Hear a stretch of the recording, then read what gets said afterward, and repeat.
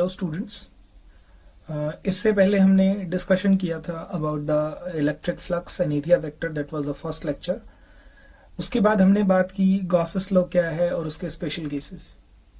बेटा ये दोनों वीडियोस यानी दोनों पार्ट्स थे, उसमें हमने कुछ डिफरेंट मेथड्स यूज किए। वहाँ हमने कुछ विजुअलाइजेशन भी किया, कुछ हिस्से आपको स्फीयर से, क्यूब से, शीट से रिलेटेड एरिया वेक्टर और फ्लक्स को समझाने की कोशिश की गई। और वो जो उनमें जो केसेस डिस्कशन किया गया है, जैसे आपका चाहे क्यूब के डिफरेंट लोकेशंस पर हो, चाहे हेमिस्फीयर के केसेस हों, है ना, चाहे शीट के केसेस हों, किसी तरह या स्फीयर के केसेस हो, तो उन केसेस में हमने उन टॉपिक्स में हमने डिफरेंट तरह के केसेस बात की है। आप देखेंगे, ऑब्जर्व करेंगे, उन्हीं केसेस को न्यूमेरिकल के फॉर्मेट में डाला गया है।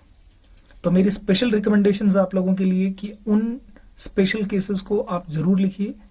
उन स्पेशल केसेस के ही फॉर्मेट से रिलेटेड ही आपको न्यूमेरिकल प्रॉब्लम्स मिलती है।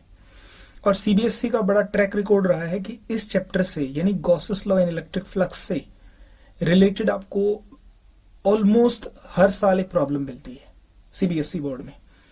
ओके, तो इसमें हमने गॉसियन सरफेस भी पढ़ा। गॉसियन सरफेस के यूजेस हैं वो हम आने वाले डेरिवेशंस में देखेंगे। शीट का, सिलेंडर का एंड डिफरेंट केसेस हैं उनमें देखेंगे, है ना। तो उन्हीं केसेस को अप्लाई करेंगे। तो गॉसेस लॉ आपने पढ़ा है। गॉसेस लॉ सिर्फ और सिर्फ एक क्लोज सरफेस पे वैलिड होता है बेटा। ओके, तो अगर क्लोज सरफेस नहीं होता तो हमने एक छोटा सा मेथड यूज किया कि हम गॉसियन सरफेस भी ड्रॉ कर लेते हैं, है ना। एनसीईआरटी पे एक क्वेश्चन है, एक स्क्वायर है, उससे a/2 डिस्टेंस पे रखा गया है एक चार्ज, तो इलेक्ट्रिक फ्लक्स क्या होगा। तो बेटा फेस वाला ही कंसेप्ट लगेगा, उसको आप ट्राई करेंगे। लेकिन आज इस लेक्चर के बाद मैं आपको कुछ असाइनमेंट के क्वेश्चंस दूंगा, 4-5 है, उनको भी आप ट्राई करेंगे। कुछ केसेस हम यहाँ पे डिस्कस करेंगे। तो चलिए स्टार्ट करते हैं।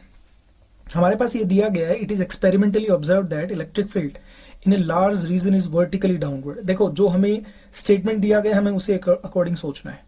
तो ये ऊपर वाला जो सरफेस है वहां 60 वोल्ट पर मीटर है और यहाँ है 100 वोल्ट पर मीटर। इलेक्ट्रिक फील्ड की डायरेक्शन डाउनवर्ड इन्होंने दे रखी है। ओके, अब यहाँ कहता है is this calculate the net charge enclosed by the या contained by the cube in 100 metre edge. तो यहाँ से ऊपर वाला जो सरफेस है वो 300 है और यहाँ 200 है, तो यानी इसके साइड कितने बच गए, 100 बच गए बेटा।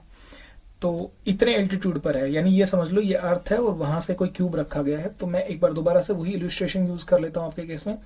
देखिए बेटा, अब हमारे केस में ना ये देखिए क्या है, यहाँ पर इलेक्ट्रिक फील्ड नीचे की तरफ है, तो देखिए एरिया वेक्टर भी नीचे ही होगा ना इधर। तो मैं इसको 1 नाम दे देता हूँ, उसको नाम दे देता हूँ 2। तो यहाँ पर देखो 1 के केस में एंगल कितना है बेटा, 0 होगा, है ना। अच्छा, यहाँ देखिए दोबारा से ऊपर वाले सरफेस, ये वाला जो सरफेस है, यहाँ एरिया वेक्टर जो आयरन नेल है बेटा, ये एरिया वेक्टर दिखा रहे। तो एरिया वेक्टर कहाँ होगा, ऊपर की तरफ होगा ना। तो ये लिखा मैंने एरिया वेक्टर। इलेक्ट्रिक फील्ड और एरिया वेक्टर के बीच में एंगल कितना है बेटा, 180 डिग्री यानी 180 डिग्री। आई होप क्लियर होगी ये बात। ओके, अब कोई कहता है सर नहीं हम तो इनकी भी देखेंगे। तो यहाँ देख लो बेटा, ये तो कैंसिल हो जाएंगे। क्यों? क्योंकि एरिया वेक्टर देखो बाहर है, ये रहा, और इलेक्ट्रिक फील्ड ये पर्पल कलर नजर आ रहा है, तो दोनों के बीच में वो 90 डिग्री एंगल बन रहा है। इधर देख लो बेशक इस वाले फेस में। इसके अलावा सभी फेसेस में नेट फ्लक्स होगा वो 0 होगा क्योंकि 90 डिग्री का एंगल बन रहा है। तो देखिए अभी हमें अगर नेट फ्लक्स लिखना है तो हमें क्या करना पड़ेगा बेटा, φ1 + φ2 लिखना पड़ेगा। देखो इन फेसेस का फ्लक्स में लिख नहीं रहा, क्यों? क्योंकि अंडरस्टूड है, आपने क्यूब के इलस्ट्रेशन के थ्रू देखा कि इन केसेस में फ्लक्स 0 होगा क्योंकि एरिया वेक्टर बाहर है, इलेक्ट्रिक फील्ड नीचे है, इलेक्ट्रिक फील्ड नीचे, एरिया वेक्टर उधर बाहर है, इधर बाहर है, उधर है। तो इन सब केसेस में 90 डिग्री एंगल बन रहा है ना। तो देखिए φ1 लिखते हैं हम पहले। φ1 ये वाला है, तो यहाँ लिखेंगे बेटा EDS cos, और यहाँ कितना है 0, ठीक है। तो φ1 कितना हो गया, इलेक्ट्रिक फील्ड देखो कितना है, E2 है ना, 1 के केस में E2 है, तो E2 कितना हो गया बेटा 100। एरिया देखो इसका कितना है, तो साइड कितनी है, ये 200 है और ये 300 है, तो यानी इसकी साइड कितनी हुई 100। तो एरिया के लिखूंगा 100 × 100। मेरे हिसाब से आपको क्लियर होगा। तो देखिए 2 4 और 2 6 यानी 10 × 10⁵ लिख दिया मैंने, Newton per coulomb metre square. कोई प्रॉब्लम नहीं है सर यहाँ, ठीक है। अब इसी तरह हम φ2 देख लेते हैं। φ2 यानी इस सेकंड फेज के केस में, है ना। तो बेटा क्या लिखूंगा, EDS और cos 180 डिग्री। 180 क्यों? क्योंकि एरिया वेक्टर बाहर है और इलेक्ट्रिक फील्ड अंदर की तरफ है, तो एंटी पैरेलल है ना। तो यहाँ देखिए इलेक्ट्रिक फील्ड देखिए बेटा कितना दे रखा है, 60 दे रखा है आपको। 60 × एरिया कितना है, वही होगा सर 100 × 100, क्योंकि ये क्या है, एक स्क्वायर की तरह काम कर रहा है ना आपके लिए। ओके, लेकिन यहाँ 180 है तो माइनस लग गया है ना, तो 60 2 2 4 5, हाँ ठीक है, तो यहाँ बच गया 60 इंटू 10⁻⁴ या 6 इंटू 10⁻⁵ लिख दिया मैंने। ओके फाइन, तो ये लिख दिया बेटा मैंने 6 into 10⁻⁵ newton per coulomb metre square, negative sign आ गया, ध्यान रहे 6 सही। ओके, अगर अब हमें नेट लिखना है बेटा, नेट फ्लक्स, तो फाई नेट क्या लिखूंगा मैं यहाँ, देखो फाई 1 कैसा है, प्लस है ना, 10 इंटू 10⁻⁵, फाई 2 कैसा बेटा, नेगेटिव है, तो 6 into 10⁻⁵, that will be 4 into 10⁻⁵ newton per coulomb metre square. This is electric flux. ध्यान रहे 6 है, 6 इंटू 10⁻⁵। ओके, लेकिन हमसे पूछा क्या है, हमसे इन्होंने पूछा कि what is the charge inside it, इसके अंदर नेट चार्ज क्या है। तो गॉसेस लॉ देखिए क्या है, गॉसेस लॉ क्या है बेटा, फ्लक्स, नेट फ्लक्स होता है चार्ज अपॉन एप्सिलॉन नॉट, बिल्कुल ठीक है। तो क्यू क्या लिखेंगे, phi net into epsilon. Okay, तो क्यू क्या लिखा मैंने, क्यू आ गया फाई नेट, फाई नेट कितना बेटा हमारा 4 इंटू 10⁻⁵ इंटू एप्सिलॉन, देखो 8.85 इंटू 10⁻⁻12 क्यू। देखिए क्यू क्या हो गया, 4 into 8.85, it is almost 35.4 into 10⁻⁻7 coulomb, ये हमारा नेट चार्ज एनक्लोज्ड। ठीक है, इस तरह की प्रॉब्लम्स आपको देखिए आपके डिफरेंट अगर बुक्स हैं आपके पास, कोई भी रेफरेंस बुक्स है, जर्नल बुक है, उसमें दिया जाएगी, आपको बहुत सारी प्रॉब्लम्स मिलेंगी। तो बेसिक आइडिया है कि आपको फ्लक्स निकालना है, तो बेटा देखना है इलेक्ट्रिक फील्ड की डायरेक्शन क्या है, एरिया वेक्टर देखो और दोनों फ्लक्स को जोड़ दो, गॉसेस थ्योरम लगाओ और बहुत आसानी से उसको सॉल्व कर लो। देखिए नेक्स्ट क्वेश्चन की बात कर लेते हैं। एक क्यूब है, उसको थोड़ा सा दूर यानी 2a डिस्टेंस पे रखा गया, जिसमें side of the cube a है।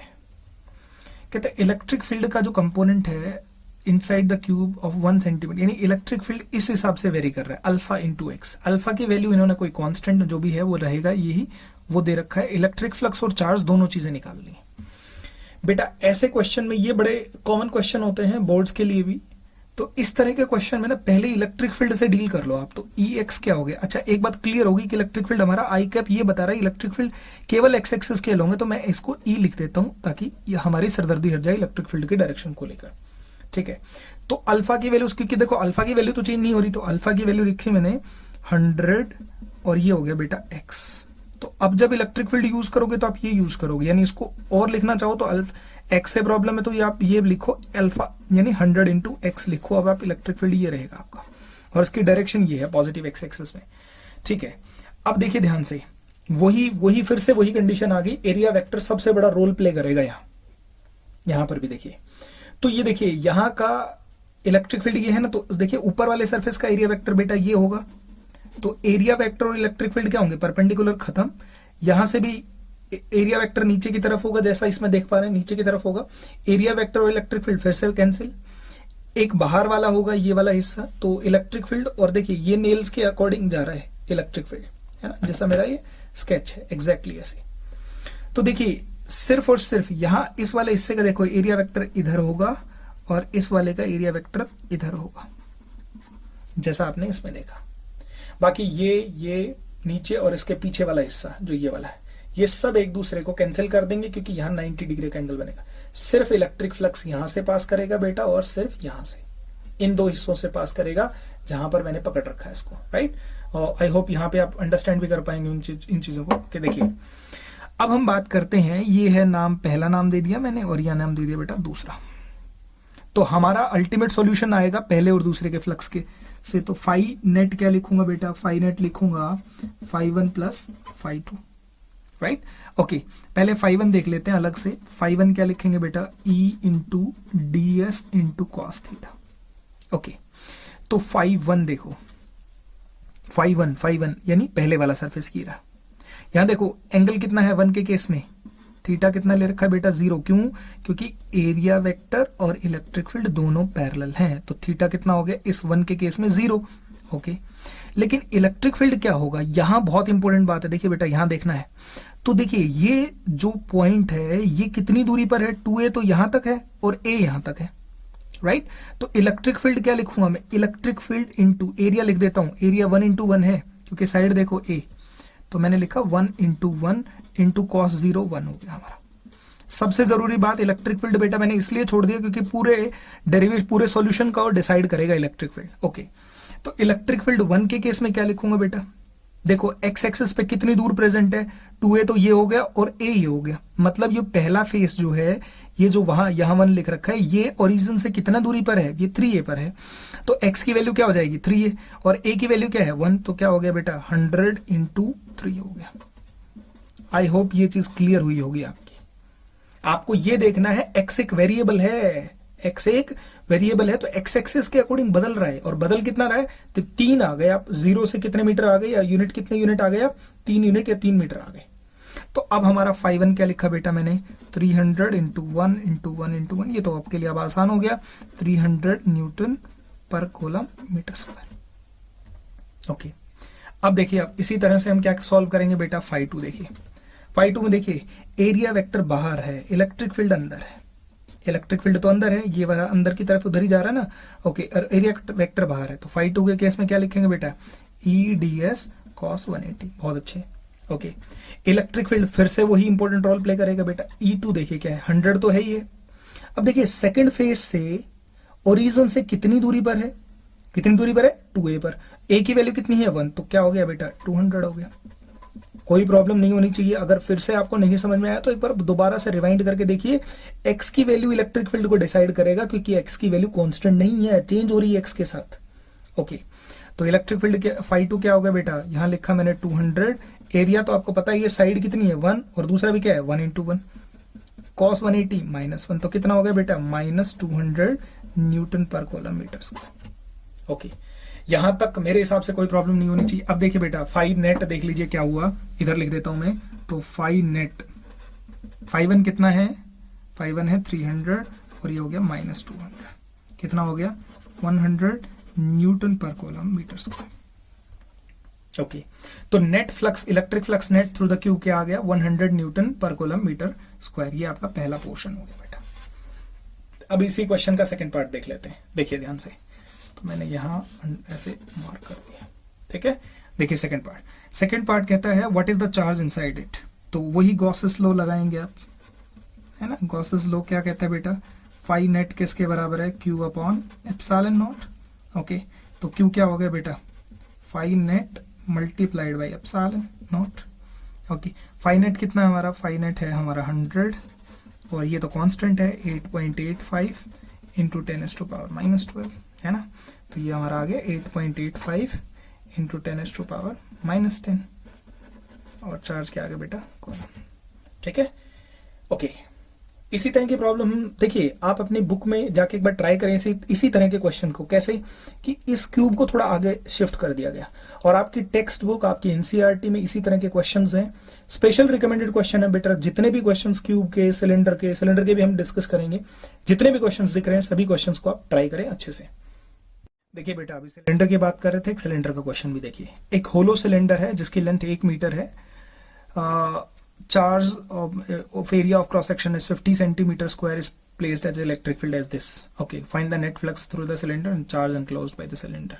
Basically charge तो क्या, what is the charge enclosed by the cylinder, मतलब आपको नेट इलेक्ट्रिक फील्ड कितने, इस इलेक्ट्रिक फील्ड का जो सोर्स है वो चार्ज है वो कितना है, charge contained by the cylinder. Okay, तो यहां पर फिर से x आ गया, लेकिन यहां देखिए बेटा अगर आप उस क्यूब की बात करें तो क्यूब को ना थोड़ा सा हटके रखा गया था। पीछे वाला क्वेश्चन आपने देखा होगा ना, क्यूब को थोड़ा सा यहां रख रखा था, लेकिन यहां देखिए बिल्कुल ओरिजिन पर है ये। ओके, अब देखिए क्या है, इलेक्ट्रिक फील्ड के बारे में बिल्कुल क्लियर कट कह रहा है, एक्स एक्सिस पे है तो इलेक्ट्रिक फील्ड ये है। मेक श्योर कि आप उन चीजों को बड़ा अच्छे से इंडिकेट कर लें जहां आपको प्रॉब्लम नहीं आनी चाहिए। ओके, तो इलेक्ट्रिक फील्ड देखिए इधर हो गया ऐसे, इधर से भी ऐसे हो गया, लेकिन यहां देखिए इलेक्ट्रिक फील्ड क्या लिख रखा है इन्होंने, इलेक्ट्रिक फील्ड लिख रखा है बेटा यहाँ 500 xi कैप, मतलब इलेक्ट्रिक फील्ड की डायरेक्शन एक्स एक्सिस पे है। ओके, तो इसको नाम मैंने 1 दे दिया, इसका नाम 2 दे दिया। ओके, अब क्वेश्चन आता है सर यहां से नहीं आएगा कर्व सरफेस, ये बेटा एक पूरा डेरिवेशन है, लेकिन आपने गॉसेस को बहुत अच्छे तरीके से पढ़ा है, इसलिए आपको बहुत अच्छे से समझ में आ जाएगी ये बात। कैसे, जैसे बेटा ये पेन है ना, तो इसका एरिया वेक्टर कहाँ होगा, इसका एरिया वेक्टर ऊपर होगा कर्व सरफेस का, है ना। ऐसे कर्व सरफेस के कितने एरिया वेक्टर ड्रॉ कर सकते हैं बेटा, बहुत सारे बहुत सारे बहुत सारे।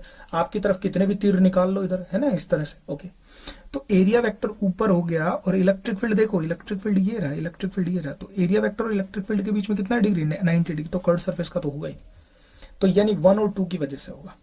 तो अल्टीमेटली फ्लक्स नेट कितना किसकी वजह से होने वाला बेटा, φ1 प्लस φ2, सही है। ओके, अब हम जो हमारा डिस्कशन होगा वो ये होगा कि आपका φ1 कैसे निकले। तो φ1 कैसे निकले बेटा, E into D S into cos theta, ठीक है, कोई प्रॉब्लम नहीं। सर एरिया कितना है, एरिया इसका हमें दे रखा है, D S is 50 centimetre square, तो मैंने लिखा 50 इंटू 10⁻⁻⁴ मीटर स्क्वायर। देखिए अभी आपका ना ये मुद्दा नहीं होना चाहिए sir D S is the small area vector, नहीं बेटा, वो वाला हिस्सा हम यूज नहीं कर, आप इसको ए लिख लो बेशक, ये प्रेजेंटेशन वाली बात है कि मैंने D S is the surface area लिखा है मैंने, ठीक है, आप इसको चाहे ए लिख लो, कोई फर्क नहीं पड़ेगा इस बात से। ओके, तो φ1 क्या लिखा मैंने, φ1 लिखा मैंने इलेक्ट्रिक फील्ड पहले सरफेस का। तो यहां देखो ध्यान से, ये यही पॉइंट ध्यान रखने वाला है, और इसी तरह के क्वेश्चन आप क्यूब के साथ सॉल्व करेंगे। यहां देखिए बेटा x की वैल्यू क्या है, यहाँ पर 0 है ना, तो इलेक्ट्रिक फील्ड क्या हो गया 0, क्यों, क्योंकि 500 into 0 this is your E1, तो E1 कितना हो गया 0, ध्यान रहेगी ये बात, यहां पर E1 कितना है 0 है, तो यानी फ्लक्स भी कितना हो गया 0। आई होप ये बात क्लियर होगी आपको। ओके, अब हम बात करते हैं φ2 की। चलिए देखिए φ2, इलेक्ट्रिक फील्ड कितना है बेटा, इलेक्ट्रिक फील्ड देखो, इलेक्ट्रिक फील्ड है सर हमारा 500 इंटू एक्स। ओके, एरिया कितना है हमारा एरिया है 50 इंटू 10⁻⁻⁴। कॉस कितना है, देखिए यहाँ पर इलेक्ट्रिक फील्ड और एरिया वेक्टर दोनों पैरेलल है, तो थीटा कितना हो गया यहाँ 0। अच्छा क्वेश्चन आता है सर यहाँ एरिया वेक्टर बेटा, इलेक्ट्रिक फील्ड 0 है तो फिर एरिया वेक्टर तो काम ही नहीं आएगा ना, कॉस 0 हो गया। ओके, तो φ2 कितना हो गया बेटा, एक्स की वैल्यू ढूंढो कहाँ है, देखो ओरिजिन से और ये कितनी दूर है, 1 मीटर दूरी, एक्स एक्सिस पे कितना चल के आपको सेकंड फेस मिला 1 मीटर, तो मैंने लिखा 500 इंटू 1 इंटू 50 इंटू 10⁻⁻⁴, तो φ2 कितना आया बेटा, तो 25 इंटू 10⁻³ और ये -4 है ना, तो φ2 कितना है बेटा 2.5 Newton per coulomb metre square. अब नेट फ्लक्स जोड़ के लिख दें इनको, तो फाई नेट क्या बन गया बेटा हमारा, फाई नेट बन गया φ1 plus φ2, this is 2.5 Newton per coulomb metre square. कोई प्रॉब्लम नहीं होनी चाहिए इस बात में यहां तक, है ना। देखिए नेक्स्ट, लेकिन अभी तक अपना ना पहला पार्ट सॉल्व हुआ है केवल, जहां आपने देखा। अभी सेकंड पार्ट देख लेते हैं। सेकंड पार्ट कहता है कि what is the net charge enclosed by the cylinder. तो गॉसेस लॉ के बारे में आप तो बहुत अच्छे से जानते हैं, है ना। तो फाई नेट क्या लिखते हैं बेटा, फाई नेट लिखते हैं Q/ε0, ठीक है। तो Q तो आपने Q तो निकालना है हमें, तो क्या लिखेंगे phi net into ε0। Phi net है आपके पास कितना 2.5, ये कितना है 8.85 इंटू 10⁻⁻12। इसकी कैलकुलेशन करी तो हमारा लगभग आया 22.12 इंटू 10⁻⁻12 कॉलम। तो ये हमारा net charge enclosed by the cylinder है, ठीक है बेटा। देखिए आपकी बुक में एक और क्वेश्चन दिया गया है जिसको हिंट दे देता हूं मैं आपको, और आपको सॉल्व करना है वो क्वेश्चन, ठीक है। एनसीईआरटी में भी मिलेगा आपको ऐसा। मैंने डिफरेंट तरह का क्वेश्चन लिया क्योंकि इस तरह का क्वेश्चन आप सॉल्व कर सकते हो, क्योंकि क्यूब की प्रॉब्लम है आपकी, ठीक है। तो इलेक्ट्रिक फील्ड की डायरेक्शन होगी, यहाँ पे भी कुछ होगा ए, यहाँ पे हो सकता है ए हो, यहाँ एरिया ऑफ क्रॉस सेक्शन दे रखा होगा आपको, ठीक है। तो आपको इसमें इलेक्ट्रिक फ्लक्स निकालना है, आपको चार्ज एनक्लोज निकालना है, ठीक है। क्यूब और सिलेंडर के प्रॉब्लम्स हैं, उनको आप सॉल्व करेंगे, और ये सिलेंडर का प्रॉब्लम मैंने आपको करा दिया। इसी तरह का आप क्यूब का प्रॉब्लम सॉल्व कर सकते हैं, और ये सिलेंडर का एक दूसरे तरह का प्रॉब्लम हो गया आपके लिए। बेटा इसका सेकंड पार्ट देखिए, कहता है कि electric flux through S1 if medium of dielectric constant 5 is introduced in the space inside S1 in place of air। Okay, तो ये आपका पहला सरफेस है, ठीक है। इस पहले सरफेस के अंदर एक डाइलेक्ट्रिक भर दिया गया जिसकी वैल्यू 5 है। तो अब आपका इलेक्ट्रिक फ्लक्स कैसे अफेक्ट होगा, ये बात हमने अपने स्पेशल केस में भी बात की थी। यहाँ डाइलेक्ट्रिक कांस्टेंट की वैल्यू 5 है। तो देखिए फ्लक्स क्या होता है बेटा, Q बाई एप्सिलॉन नोट होता है ना। अगर आपका डाइलेक्ट्रिक कांस्टेंट यहाँ आ गया तो K एप्सिलॉन नोट की रिजल्ट आ जाता है। यानी नॉर्मली हम क्या लिखते हैं, Q upon epsilon epsilon r. Epsilon r पता है आपको रिलेटिव वर्ड होता है, या Q अपॉन एप्सिलॉन भी लिख देते हैं। एप्सिलॉन किसको इंडिकेट कर रहा है बेटा, मीडियम को। तो हमारा इस केस में क्या हो गया, अच्छा ये देखिए यहाँ पर ये इंपॉर्टेंट बात है कि पहले वाले ही से केवल आपको फ्लक्स पूछा है, सिर्फ पहले वाले से। तो क्या बन गया, Q upon epsilon note into 5।